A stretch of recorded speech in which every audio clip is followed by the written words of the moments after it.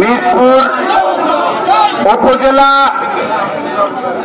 College, high school,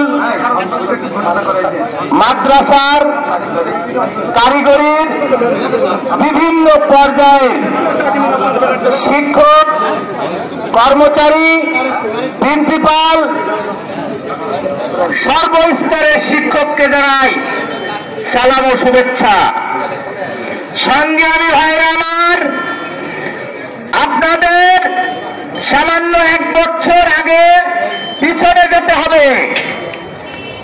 5 তারিখের আগে এতগুলা শিক্ষক অথবা এতগুলা সাধারণ মানুষ এক জায়গায় বসার বা কথা বলার অধিকার ছিল না। ওই দিনকে ছাত্র বৈষম্য আন্দোলনের সময় এই শিক্ষকরা কিন্তু ছাত্রদের পাশে ছিল। আজকে আমি আশা করি সারা বাংলাদেশের ছাত্ররা আমাদের পাশে এসে দাঁড়াবেন। আমি প্রশাসনের দৃষ্টি আকর্ষণ করে বলতে চাই, আপনি জেলা প্রশাসককে জানান, জেলা প্রশাসক ওই ডক্টর ইউনূসকে জানান।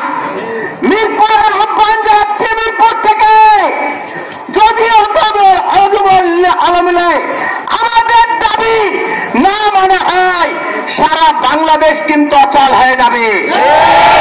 যেভাবে 5 আগস্ট হয়েছিল ঠিক সেইভাবে আমরা কিন্তু ছাত্র বৈষম্য আন্দোলন ছিল, কোঠার আন্দোলন ছিল, সরকার পতনের আন্দোলন ছিল না। আমাদের আন্দোলন কিন্তু 15%, 20%, 75% অথবা জাতীয়করণ। সরকার পতনের কোন আন্দোলন আছে কি? নেই।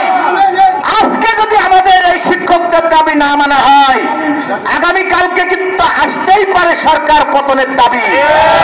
এটা মাথায় রেখে আমি আশা করি শিক্ষকরা যে 20% দাবি করেছে, কর্মচারীদের জন্য যে উৎসব ভাতা 75% দাবি করেছে এবং 1500 টাকা চিকিৎসা ভাতা দাবি করেছে, মেনে নেবেন আপনারা।